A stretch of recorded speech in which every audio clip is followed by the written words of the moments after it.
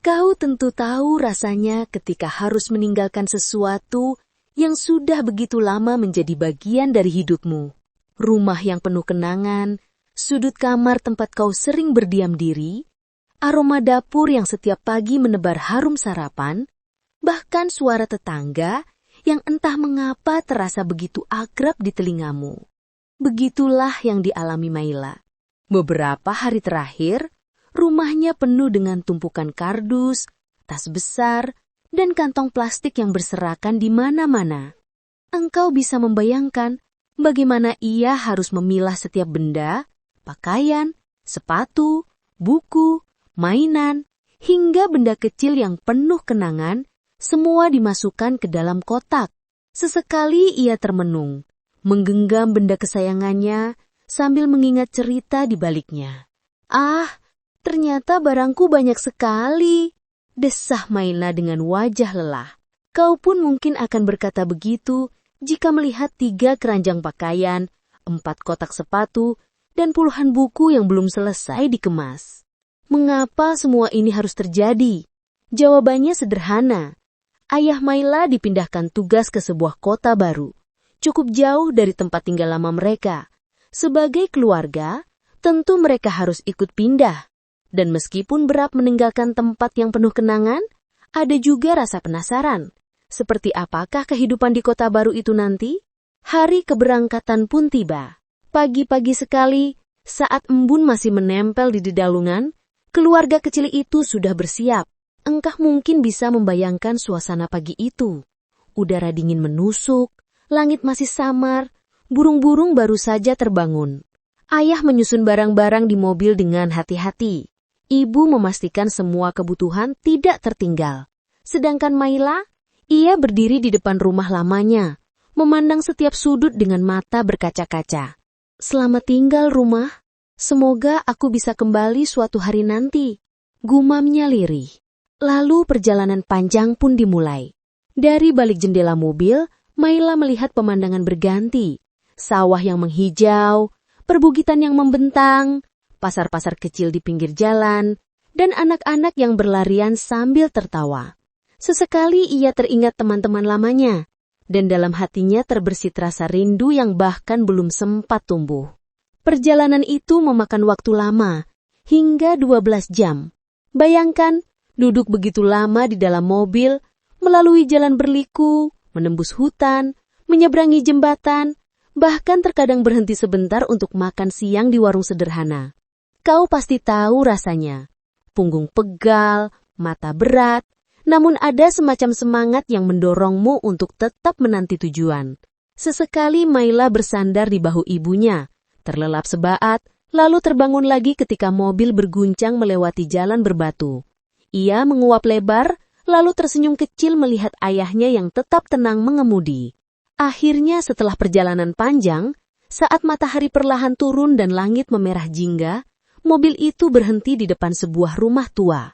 Syukurlah, akhirnya kita sampai juga, kata ayah dengan nada lega. Kau pun akan merasakan kelegaan yang sama jika sudah menempuh perjalanan sejauh itu. Mereka turun dari mobil, meregangkan tubuh dan menatap rumah baru mereka. Bangunannya tampak kokoh meskipun tua, dengan jendela besar dan ventilasi yang agak renggang. Halamannya luas ditumbuhi beberapa pohon yang menjulang membuat suasana teduh. Rumah ini kuno sekali, bisik Maila dalam hati. Namun anehnya, ada sesuatu yang membuat rumah itu terasa nyaman. Mungkin udara segar yang berhembus, atau mungkin karena ia tahu, disinilah lembaran baru kehidupannya akan dimulai. Ibu segera mengajak Maila masuk. Ayo nak, mandi dulu. Ibu sudah siapkan air hangat. Setelah itu, kita makan malam baru tidur. Maila mengangguk. Ia merasa lelah biasa. Setelah mandi dan makan, akhirnya ia merebahkan diri di ranjang barunya. Di dalam kamar itu, Maila menatap sekeliling. Cat dindingnya sudah agak pudar, namun masih terasa sejuk. Ventilasi di atas jendela membiarkan angin malam masuk membawa aroma tanah dan pepohonan. Semoga aku betah di sini, ucapnya lirih sambil menarik selimut. Engkau tentu tahu bagaimana rasanya malam pertama di rumah baru. Ada rasa asing, Ada rasa penasaran, tapi juga ada harapan. Perlahan-lahan mata Mailah terpejam. Di luar sana bulan bersinar lembut, menebarkan cahaya ke halaman rumah. Pohon-pohon bergoyang pelan tertiup angin, seolah ikut menyambut penghuni barunya. Malam itu tenang, atau setidaknya tampak tenang. Mailah belum tahu, di balik ketenangan kota baru itu, ada sebuah rahasia besar yang sedang menunggunya. Sebuah rahasia yang hanya bisa dilihat oleh orang-orang tertentu. Sebuah rahasia yang akan mengubah cara pandangnya tentang dunia. Hari-hari pertama di kota baru selalu terasa aneh, bukan? Kau mungkin pernah merasakannya. Lingkungan yang berbeda, suara-suara yang belum pernah kau dengar, wajah tetangga yang asing namun ramah, begitulah yang dirasakan Mailah. Setelah melewati malam pertamanya di rumah tua itu, pagi datang dengan cepat. Sinar matahari menembus celah jendela, membuat kamar Mailah terang benderang. Ia menguap lebar sambil berguling di ranjang. "Wah, cepat sekali pagi datang," gumamnya. Engkau bisa membayangkan bagaimana ia kemudian turun dari ranjang, berjalan ke dapur, dan mendapati ibunya sudah menyiapkan sarapan. Aroma nasi hangat bercampur dengan lauk sederhana membuat perut Mailah bergejolak. Ia makan dengan lahap, lalu memutuskan untuk berjalan-jalan sebentar di sekitar rumahnya. Kau pasti setuju, mengenali lingkungan baru adalah hal pertama yang kita lakukan saat pindah rumah. Begitu pula Mailah. Ia melangkah pelan keluar menghirup udara segar pagi itu. Jalanan kecil di depan rumahnya sepi, hanya beberapa anak kecil yang berlarian sambil tertawa. Pohon-pohon rimbun menjulang, burung-burung bernyanyi riang, dan angin berhembus sejuk. "Tempat ini terasa damai sekali," ucap Mailah sambil tersenyum. Tak lama kemudian, seorang nenek tua lewat sambil membawa beras di keranjang anyaman. Nenek itu tersenyum hangat. "Selamat pagi, Nak. Tolong titipkan beras ini untuk ibumu ya." Mailah menerima dengan senang hati. "Terima kasih, Nek." Kau tentu tahu betapa berharganya sambutan pertama dari tetangga. Dari situ, Mailah merasa sedikit lebih tenang. Ia mulai berpikir bahwa kota barunya ini mungkin tidak semenakutkan yang ia bayangkan. Hari-hari berikutnya berjalan lancar. Ia membantu ibunya menata rumah. Ayahnya sibuk dengan pekerjaan barunya, sementara Mailah mulai terbiasa dengan suasana sekitar. Namun, engkau tahu, kedamaian itu hanyalah awal, sebab sesuatu yang aneh sedang menanti di balik malam. Beberapa hari kemudian, ketika tubuh Mailah lelah setelah seharian beraktivitas, ia segera merebahkan diri di kamar barunya. Angin malam berhembus dari ventilasi yang belum tertutup sempurna, membuat tirai jendela bergoyar lembut. Awalnya malam itu terasa biasa, sunyi.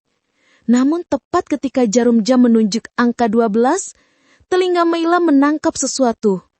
Dung, tak, tak, dung, tak, tak. Suara itu samar, seolah berasal dari kejauhan. Awalnya, ia mengira hanya mimpi atau sekedar angin malam yang menggetarkan benda. Tapi semakin lama, suara itu semakin jelas. Bukan hanya dentuman genderang, namun juga riuh rendah seperti parade orang banyak. "Hah? Apa itu? Mengapa terdengar ramai sekali di luar?" bisik Mailah sambil terbangun. Ia menoleh ke jam dinding. Tepat pukul 12 tengah malam. Kau mungkin akan merinding jika berada di posisi Mailah. Malam hari biasanya hening, namun kali ini justru terdengar seperti pesta besar. Pagi harinya, Mailah merenung di teras rumah. Wajahnya penuh tanda tanya. Apakah mungkin ada parade tengah malam di kota ini? Atau mungkin ada tempat khusus untuk latihan barisan? Pikirnya. Engkau tentu bisa merasakan bagaimana bingungnya ia. Jika suara itu nyata, mengapa hanya ia yang mendengarnya? Ia pun memberanikan diri bertanya pada ibunya. "Ibu, tadi malam sekitar pukul 12, ibu mendengar suara ramai dari luar rumah. seperti suara drum band, arak-arakan orang banyak. Ibunya menggeleng sambil tersenyum heran. Tidak, Nak. Ibu malah merajut sampai dini hari, tapi tidak mendengar apa-apa. Memangnya ada apa? Maila hanya menghela napas. Oh, tidak apa-apa, Bu. Mungkin Maila salah dengar. Tapi hatinya tidak bisa tenang. Ia yakin suara itu nyata. Kau pasti tahu, rasa penasaran bisa lebih kuat daripada rasa takut. Hari berikutnya, Maila bertekad tidur lebih awal. Aku harus istirahat, semoga malam ini tidak terdengar suara aneh lagi, ucapnya sambil memeluk bantal. Namun lagi-lagi, ketika jarum jam mencapai angka 12, suara itu kembali datang. Dung tak tak, brak bruk, dung tak tak. Kini suara itu lebih jelas, lebih dekat, seolah barisan itu melintas tepat di depan rumahnya. Jantung Maila berdetak kencang. Apa yang sebenarnya terjadi? Kali ini, ia tidak bisa hanya berdiam diri. Perlahan ia bangkit dari ranjang, berjalan ke arah jendela dan mengintip keluar. Dan saat itulah, engkau akan ikut menahan napas bersamanya. Karena apa yang ia lihat bukanlah parade biasa. Dari balik kaca, Maila melihat barisan orang-orang membawa obor dan nampan berisi sesajen. Wajah mereka pucat pasi, mata kosong, pakaian yang mereka kenakan tampak usang, seperti pakaian dari masa lalu. Dan yang paling mengejutkan, kaki mereka tidak menyentuh tanah. Mereka berjalan melayang, tenang, tanpa ekspresi bahagia seperti parade biasanya. Maila mematung, rasa takutnya bercampur dengan rasa kagum. Ia ingin berteriak memanggil orang tuanya, namun suaranya tercekat. Ia ingin menutup jendela, tetapi tubuhnya kaku. Kau tentu bisa merasakan bagaimana perasaan itu, antara ingin lari, tapi terikat oleh rasa penasaran yang luar biasa. Kau tentu pernah merasakan bagaimana rasa penasaran bisa lebih kuat daripada rasa takut. Begitulah yang dialami Maila. Setelah 2 malam mendengar dan bahkan melihat arak-arakan aneh itu, pikirannya terus diganggu oleh pertanyaan ini. Siapa mereka? Mengapa muncul tengah malam? Mengapa hanya aku yang mendengar dan melihatnya? Siang harinya, Maila mencoba bersikap biasa. Ia membantu ibunya menjemur pakaian, membersihkan halaman, bahkan bercengkerama dengan anak-anak tetangga. Namun di balik tawa kecilnya, engkau tahu, ia sedang menyembunyikan kegelisahan. Aku harus tahu kebenarannya, bisiknya dalam hati. Hari itu terasa panjang. Matahari berjalan pelan dan setiap jam yang berlalu seperti menambah beban di dada Maila. Ia menghitung waktu, menunggu malam datang. Kau pasti tahu rasanya ketika engkau menanti sesuatu yang tak pasti. Cemas, takut, sekaligus penasaran. Maila bahkan nyaris tidak bisa makan malam dengan tenang. Sendok di tangannya bergetar. Dan ayahnya sempat bertanya, Maila, kau sakit? Wajahmu pucat sekali. Ia hanya menggeleng cepat. Tidak ya, mungkin hanya lelah. Malam pun turun perlahan. Bulan separuh menggantung di langit, menebar cahaya pucat yang membuat suasana semakin sunyi. Angin berhembus membawa aroma dedaunan basah. Dan ketika jarum jam mendekati angka 12, jantung Maila mulai berdetak lebih cepat. Dung, tak, tak, dung, tak, tak. Ya, suara itu datang lagi. Kali ini lebih keras, lebih nyata. Kau seolah bisa mendengarnya sendiri di telinga. Bukan sekadar bayangan, tapi benar-benar suara barisan orang banyak. Ada dentuman drum, ada langkah serentak, dan samar-samar terdengar nyanyian rendah seperti doa kuno. Maila meremas selimutnya. Aku tidak boleh hanya bersembunyi. Malam ini aku harus melihat lebih jelas. Dengan langkah pelan, ia membuka jendela kamar. Angin dingin menerpa wajahnya, membuat bulu kuduknya berdiri. Dari jauh, terlihat cahaya berkelip-kelip. Semakin lama semakin dekat. Dan kemudian, kau akan ikut menahan nafas bersamanya. Karena, tepat di jalan depan rumah itu, Barisan itu kembali muncul. Mereka berjalan teratur. Puluhan, bahkan mungkin ratusan orang. Masing-masing membawa obor yang menyala redup, menyoroti wajah mereka yang pucat dan mata kosong. Beberapa membawa sesajen berupa buah, bunga, dan kendi tanah liat. Yang membuat merinding, engkau bisa melihat jelas. Kaki mereka tidak menapak tanah. Mereka melayang setinggi sejengkal dari permukaan jalan, namun langkahnya tetap teratur. Seperti pasukan yang berbaris. Tidak ada suara tawa, tidak ada teriakan gembira. Hanya hening, hanya bunyi alat musik tabu yang terdengar dari barisan depan. Suara itu memantul ke seluruh jalan, membuat udara bergetar. Maila terpaku. Itu bukan manusia biasa, bisiknya pelan. Kau akan ikut merasakan bagaimana rasa takut bercampur penasaran membuat tubuh Maila membeku. Ia memperhatikan pakaian mereka. Jubah lusuh, kain panjang yang sobek di sana-sini, ikat punggang kuno dan perhiasan dari kayu.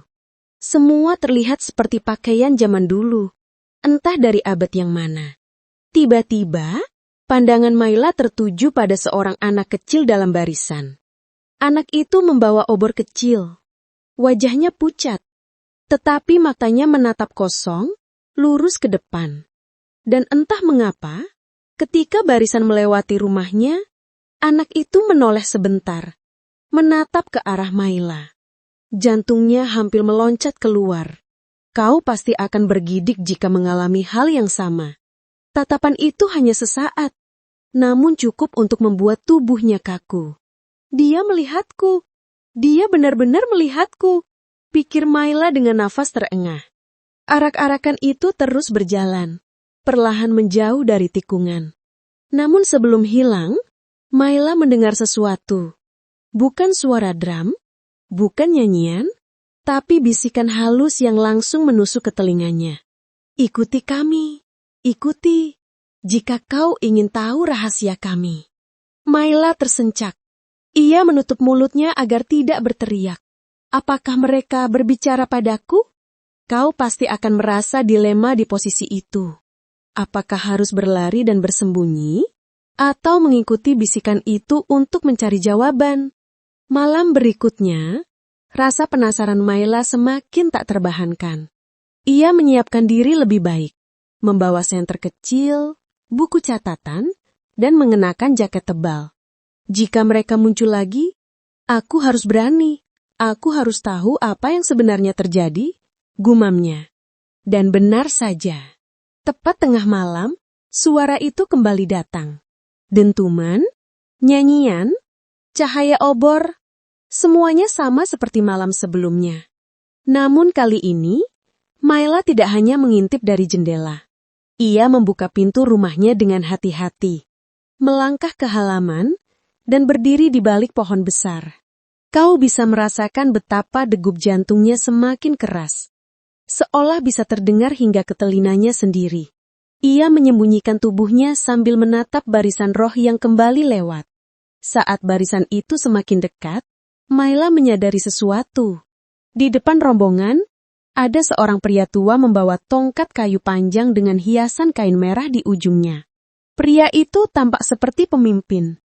Matanya menatap lurus ke depan, namun ada aura kuat yang membuat udara di sekitarnya terasa berat. Maila menelan ludah. Mungkinkah itu kepala dari para roh ini? Tiba-tiba, langkah pria itu terhenti. Ia mengangkat tongkatnya perlahan. Lalu, mengarahkan ke arah pohon tempat Maila bersembunyi. Kau akan merasakan bagaimana seluruh tubuh Maila langsung membeku. Nafasnya tersegak. Jantungnya hampir pecah. Apakah pemimpin parade itu tahu ia sedang diawasi? Rombongan pun berhenti sejenak. Suara tabuhan drum mendadak hening. Hanya bunyi angin malam yang berdesir.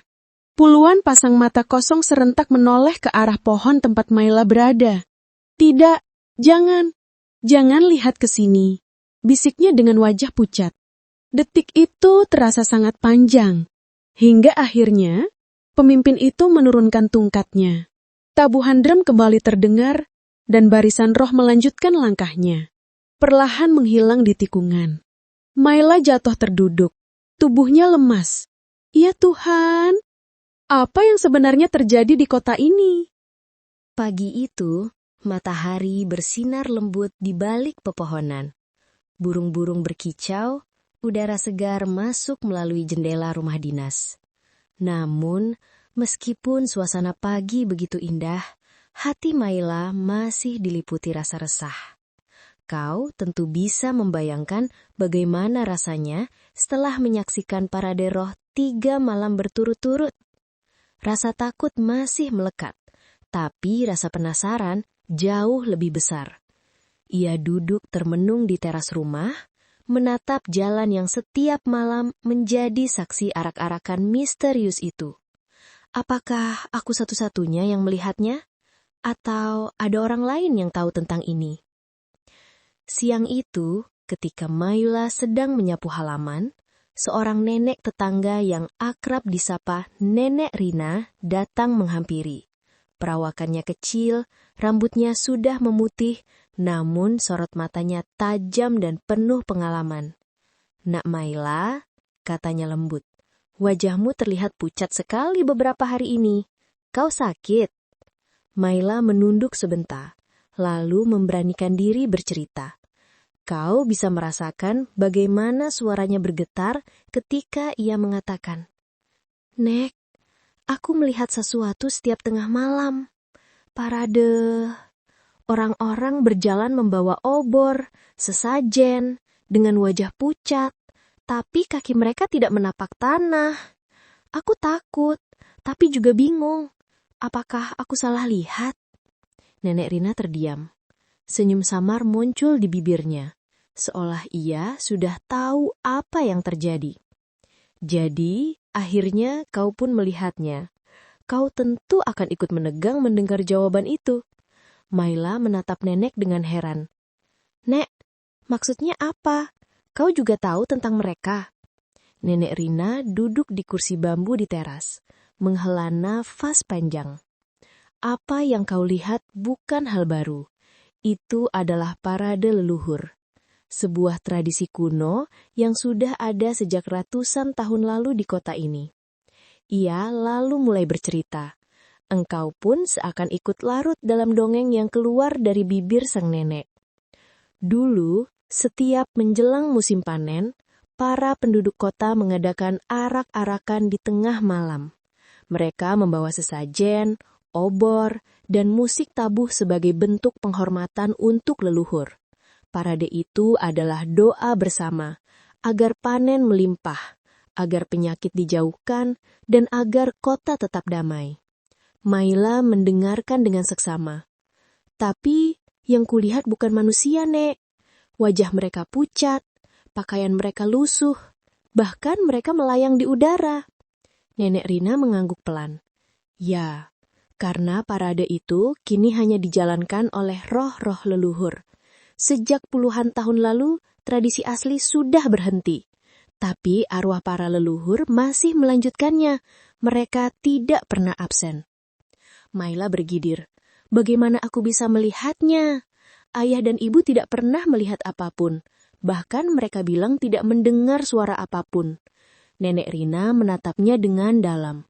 "Tidak semua orang bisa melihat. Hanya mereka yang hatinya terbuka, yang dipercaya oleh leluhur, yang diizinkan menyaksikan parade itu. Kau beruntung, Maila. Beruntung, kau mungkin akan terkejut mendengarnya, sama seperti Maila. Bagaimana mungkin ini disebut beruntung? Aku ketakutan setiap malam, Nek." Namun Nenek Rina tersenyum bijak. "Rasa takutmu wajar. Tapi ingatlah, roh-roh itu bukan untuk menakutimu. Mereka menjaga, mereka mengingatkan kita agar tidak lupa pada asal-usul. Parade yang kau lihat adalah warisan. Jika engkau melihatnya, artinya kau dipercaya untuk menjaga cerita ini tetap hidup." Malam itu, Maila merenung lama di kamarnya. Kata-kata Nenek Rina terngiang-ngiang di kepalanya. "Engkau beruntung, engkau dipercaya." Ia menatap keluar jendela, menunggu dengan hati yang lebih tenang. Kali ini ia tidak sembunyi-sembunyi. Ia membuka pintu rumah, berdiri di halaman dan menanti dengan penuh keberanian. Dan benar saja, tepat pukul 12 malam, suara tabuhan drum kembali menggema. Obor-obor menyala, arak-arakan roh itu muncul lagi. Tapi kali ini, kau akan ikut merasakan perbedaan besar. Maila tidak lari, tidak gemetar, tidak sembunyi. Ia berdiri tegak, menatap barisan itu dengan tenang. Ketika pemimpin parade, pria tua dengan tongkat dan kain merah melewati depan rumahnya. Ia berhenti sejenak. Matanya kosong, tapi ada sesuatu yang terasa berbeda. Ia mengangkat tongkatnya perlahan, lalu menundukkan kepala sedikit, seolah memberi salam. Maila membalas dengan menundukkan kepala hormat. Dan kau bisa merasakan betapa ajaibnya momen itu. Karena setelah itu, barisan roh melanjutkan langkahnya, namun wajah-wajah pucat itu tampak sedikit lebih tenang, seakan mereka menerima penghormatan Maila. Sejak malam itu, parade roh tetap muncul, tapi Maila tak lagi merasa ketakutan. Ia tahu bahwa itu adalah bagian dari sejarah, bagian dari kehidupan kota barunya. Kadang ia masih mendengar bisikan samar di telinganya. Jaga cerita ini, jangan biarkan hilang. Dan ia melakukannya.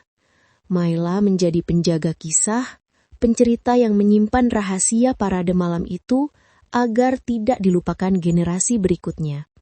Kau tentu bisa membayangkan betapa indah dan misteriusnya perasaan itu. Dari seorang anak yang takut, kini ia menjadi saksi sekaligus pewaris legenda leluhur.